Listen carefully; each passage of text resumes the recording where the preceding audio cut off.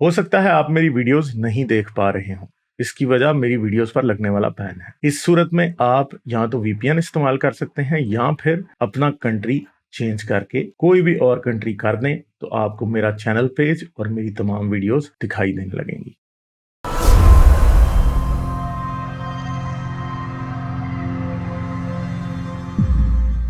چلیں یہ علی ہیں، ان سے بات کرتے ہیں۔ ہلو ہلو ہلو، کیا حال ہے؟ میں ٹھیک، آپ کیسے؟ میں بالکل ٹھیک ٹھاک۔ میں بڑا دل تھا اور میرا بڑا شوق تھا کہ میں جو ہوں آپ کی عاشورہ والی اسٹریم میں شامل ہو سکتا، لیکن ہاں میں نہیں اچھا، ہو۔ میں خود بھی ہاں کیونکہ ہاں شیعہ بیک گراؤنڈ، اور مجھے بہت اچھا لگا وہ آپ کا شو، اور میں نے کچھ باتیں، میں 80% باتوں سے جو ہوں وہ اتفاق کرتا ہوں، کچھ فیکچولی یا کیا پتہ مجھے سننے میں غلطی ہوئی ہو، اگر آپ بتا دیں۔ میں نے آپ کے منہ سے یہ سنا کہ امام حسین کو حضرت حسن کو مسئلہ یہ تھا کہ آنے والا خلیفہ جو ہے وہ پھر میں بنوں گا، اس لیے انہوں نے معاویہ کو جو ہے وہ سے صلح کر لی تھی۔ لیکن پھر وہی بات ہے کہ آپ کتنا ٹرسٹ کر سکتے ہیں شیعہ ریسورسز کو۔ لیکن ایکچولی یہ ہے کہ انہوں نے معاہدہ یہ کیا تھا کہ تم حکومت کرو گے، لیکن آنے اس کا باپ، یہ جو معاویہ کا باپ تھا وہ یہ کر کے گیا تھا کہ بھائی دیکھو، آنے والا جو خلیفہ ہوگا نا وہ شورا چنے گی، موروثی بنا پہ نہیں ہوگا۔ تو یہ سارا پھڈا اس لیے سٹارٹ ہوا، مطلب اکارڈنگ ٹو شیعاز، کہ معاویہ نے پھر موروثی بنیاد پر یا خاندانی بنیاد پر خلیفہ چنا، اور وہ اس معاہدے کا پاس نہ رکھ سکا جو اس نے امام حسن سے کیا تھا کہ بھائی آنے والا خلیفہ جو ہوگا وہ ووٹنگ سے چوز ہوگا۔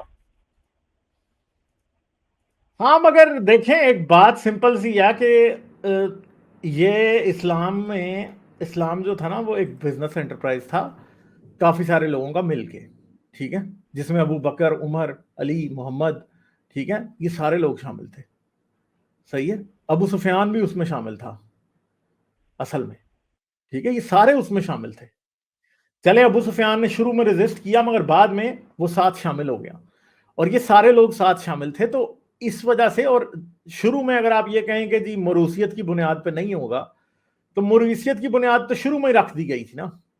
پہلی بات یہ ہے کہ حضرت محمد کا کوئی بیٹا نہیں تھا، اگر بیٹا ہوتا نا تو شاید وہ اصل حقدار ہوتا حکمرانی کا، ٹھیک ہے، یہ مان لیتے سارے، اس بات پہ ہو جاتے۔ مگر اس کے بعد جو دوسرا شخص تھا وہ تھا جو بانیان اسلام میں شامل تھا، ابو بکر۔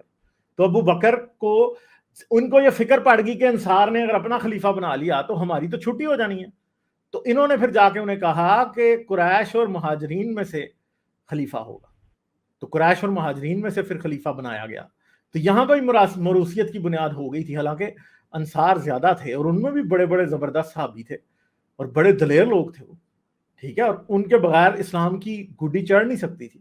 مگر ہوا یہ کہ وہاں پہ موروثیت کو لاتے ہوئے قریش اور مہاجرین میں سے، مکہ والوں میں سے خلیفہ بنایا گیا، اور پھر انصار کو کبھی بھی خلیفہ بنانے کی دوبارہ بھی اجازت نہیں دی گئی۔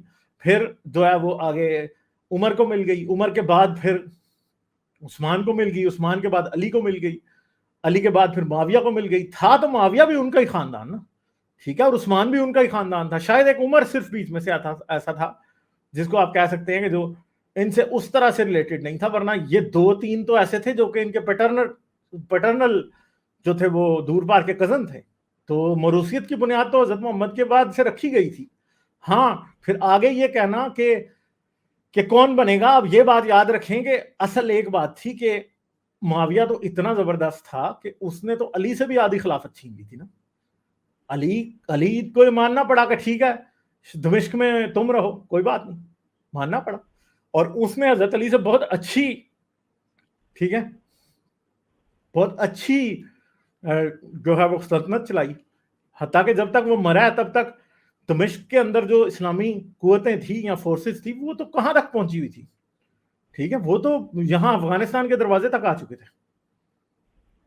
تو ہاں یزید کا مسئلہ یہ ہے کہ یزید اتنا کمپیٹنٹ نہیں تھا، مگر یہ یاد رکھیں کہ حسن اور حسین کے پاس مینجمنٹ کا زیرو ایکسپیرینس تھا، ٹھیک ہے، اور حسن تو لٹرلی یہ بات مان کے آیا تھا کہ معاویہ مجھ سے اچھا امور سلطنت یا اسٹیٹ افیئرز مجھ سے اچھے چلا سکتا ہے، وہ مان کے آیا تھا یہ بات، اور وہ آخر تک اس بات کو مانتا ہی رہا، ٹھیک ہے جی۔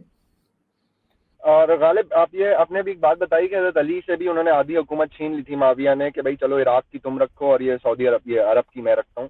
تو میرا آپ سے سوال یہ ہے کہ حضرت علی اپنے دور میں اتنے طاقتور بھی نہیں تھے کہ وہ معاویہ سے زبردستی منوا لیتے کہ بھائی نہیں تو خلیفہ نہیں ہے, ایک ہی خلیفہ نہیں تھے ہوگا طاقتور, نہیں تھے طاقتور. حضرت علی اتنے طاقتور ہوتے تو مدینے میں بیٹھی عائشہ ان کے خلاف بغاوت کر دیتی. حضرت علی واز دا لیسٹ پاورفل خلیفہ. اصل میں اس اگر کی چاروں خلفائے راشدین میں دیکھا جائے تو سب سے کمزور خلیفہ حضرت علی تھے.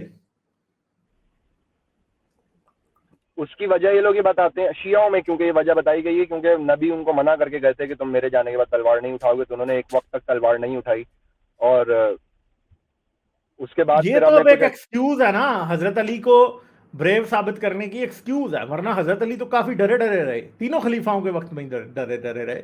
تھوڑے سے دانت حضرت علی کے عثمان کے دور میں نکلے, اور عثمان واز آلسو کوائٹ انکمپیٹنٹ اس وجہ سے, ورنہ پہلے دو کی باری تو حضرت علی کو سمجھ ہی نہیں آئی کہ ہو کیا رہا ہے. ابو بکر اور عمر وہ تو بڑے اسٹرانگ تھے دونوں ایک لحاظ سے, اور they knew how to run the government نا. اب دیکھیں سب سے پہلا تو پرابلم بنا, جو سب سے بڑا پرابلم تھا اسلام کا, جو ان کے لیے ایک ایگزسٹینشل کرائسس تھا, وہ تو جو ہے مسلمہ کذاب والا فتنہ تھا. ٹھیک ہے, اور ابو بکر نے, اور اس میں آپ کو پتا کہ کتنے صحابی مار گئے تھے, یعنی کہتے ہیں کہ کچھ 40% صحابی اس میں مار گئے تھے سارے. بہت بڑا فتنہ تھا وہ, اور وہ نبی کے طور پہ کھڑا تھا.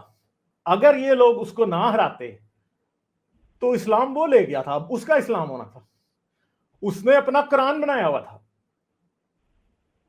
مسلمہ کذاب نے اپنا قرآن بنایا ہوا تھا, وہ اپنے آپ کو پراپر طریقے سے نبی ثابت کرتا تھا وہ, اور لوگ اس کئی صحابی اس کے, اور یہ کہتے ہیں نا ہمارے قرآن سن کے بڑی جو ہے وہ کیا ہوا جی, ہمارا قرآن سن کے عمر جو ہے قرآن کی آیتیں سنی اور وہ امپریس ہو گیا اور وہ اسلام قبول کر گیا. لٹرلی کئی صحابی ان کی اپنی تاریخی کتابوں میں لکھا ہے جن کے نام نہیں لکھتے. مسلمہ کذاب کا بھی قرآن سن کے وہ مسلمان ہو, اس کا مذہب انہوں نے اپنا لیا تھا, اسے انہوں نے نبی مان لیا. یہ کہتے ہیں کہ قرآن بڑا ہی جو ہے قرآن کا ایسا ہے کہ قرآن جیسا کوئی بنا نہیں سکتا. مسلمہ کذاب ان کے منہ پہ تماچا ہے, کیونکہ وہی صحابی جو رسول کا قرآن سن کے مسلمان ہوئے تھے, وہ اس کا قرآن سن کے اس کے مذہب پہ چلے گئے تھے. لٹرلی یہ ہوا ہے, یہ چھپاتے ہیں, یہ باتیں بتاتے نہیں ہیں. ٹھیک ہے, ٹھیک کہہ رہے ہیں آپ. تو غالب لٹرلی یہ ہوا کہ فصاحت و بلاغت بھی اس کی کچھ ہوگی تو وہ گئے تھے نا, انہوں نے اپنا اسلام چھوڑ دیا, پھر انہوں نے اس کا منہ کیسے بند کرایا, اس کا گلا کاٹ دیا, ایسے ختم کرایا. تو سب سے بڑا تو وہ تھا کہ ابو بکر اس میں سے نکل گیا, لوگوں نے زکات دینے سے انکار کر دیا, مسلمہ کذاب نئے نبی کے طور پہ کھڑا ہو گیا. محمد کے مرنے کے بعد وہ لے گیا تھا نبوت, اور آج تک عرب نبی آنے ہونے تھے. ٹھیک ہے, وہ تو لے گیا تھا, انہوں نے اس کو ختم کیا. پھر عمر نے کافی ایکسپینڈ کیا, عمر کے دور میں شام, یروشلم, کہاں کانسٹینٹینوپل تک یہ پہنچ گئے تھے, جو ان کی تاریخ کہتی ہے. اب پتہ نہیں وہ کتنی سچ ہے کتنی جھوٹ ہے, مگر کافی زیادہ ایکسپینشن ہوئی. مگر علی کا نام تو کہیں ہے ہی نہیں ہے, حضرت علی سے کچھ نہیں ہوا ہے. غالب ایک اور میرا سوال یہ تھا کہ غم منانے کے جو ریچولز ہیں وہ دنیا کے بہت اور بھی مذاہب میں اور بھی تہذیبوں میں ہمیں ملتا ہے کہ غم منانے کے ریچولز ہیں, اور ہر کسی کا الگ الگ ہے. اسی کی ایک شکل ہمیں شیعوں میں بھی ملتی ہے کہ ہر سال ایک مخصوص حصے میں غم مناتے ہیں.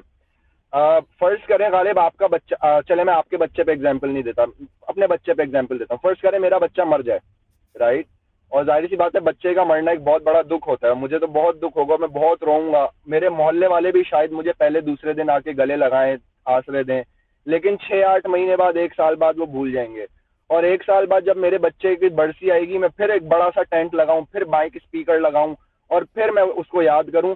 لیکن میرے محلے والوں کا کیا قصور ہے اس میں, یا وہ کیوں شریک ہوں میرے غم میں؟ ان کی تو کوئی ذمہ داری نہیں بنتی. یہ 1400 سال سے جو سڑکیں بند کر کے, شور شرابہ کر کے, آپ امام بارگاہ کے اندر بھی یہ سب کچھ کر سکتے ہو, رائٹ, آپ اپنے گھر کے اندر بھی یہ سب کچھ کر سکتے ہو.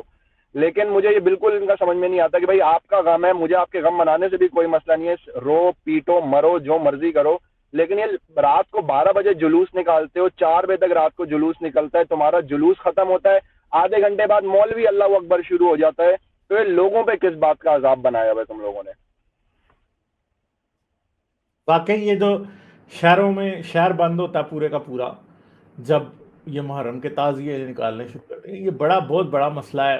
धमाके हो जाते हैं, लोग मर जाते हैं, कम्युनल वायलेंस शुरू हुआ है। कई बार आपको पता है कि वो खादम हुसैन रिजवी की मस्जिद से लोगों ने गोलियां चला दी थी इनके ऊपर, ठीक है, और फिर ये ऊपर गए और उसमें कोई 10-12 बंदे मार गए थे उस झगड़े में, राजा बाजार पिंडी का जो झगड़ा है, ठीक है, उसके अंदर कोई आज से मेरे ख्याल 10-12 साल की बात है, मुझे याद नहीं है पहले की, शायद इससे भी पुरानी बात है।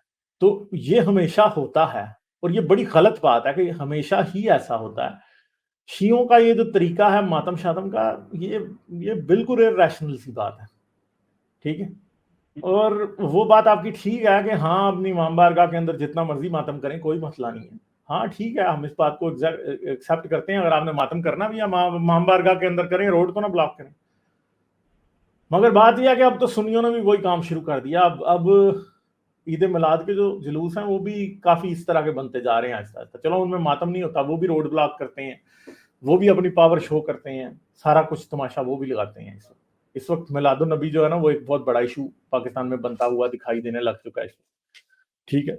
तो ये बात है। चलें और को बात करेंगे। अली आप एक आखिरी मैसेज देना चाहूँगा आपके प्रोग्राम के तवस्सुत से कि मेरे शिया भाइयों, मेरे प्यारे शिया भाइयों, आप बहुत अच्छा काम करते हो, सबील लगा के पानी पिलाते, बहुत अच्छा काम करते हो। किसी को भी पानी पिलाना बहुत अच्छा काम है, लेकिन खुदा का वास्ता ये शहरों के अंदर जो सबीलें लगाई हैं, शहर में बहुत पानी अवेलेबल है। बलोचिस्तान जाओ, जिन बच्चों को वाकई, जिन बुजुर्गों को, जिन खानदानों को वाकई पानी की ज़रूरत है, उनके लिए कोई छोटा प्लांट लगवा दो। सही है, ये शहर के अंदर पानी बांटते फिरते हो, ये शो मारना बंद करो। वाकई किसी की मदद करनी है तो वाकई किसी प्यासे को पानी पिलाओ जिसे वाकई पानी चाहिए हो। चलें, ठीक है, शुक्रिया बहुत। ओके फिर, थैंक यू, मैं चलता हूँ। लाइक, शेयर और सब्सक्राइब करना मत भूलें। इसके साथ साथ आप मेरे चैनल को पेट्रियन पर सपोर्ट कर सकते हैं। पेट्रियन का लिंक वीडियो की डिस्क्रिप्शन में है।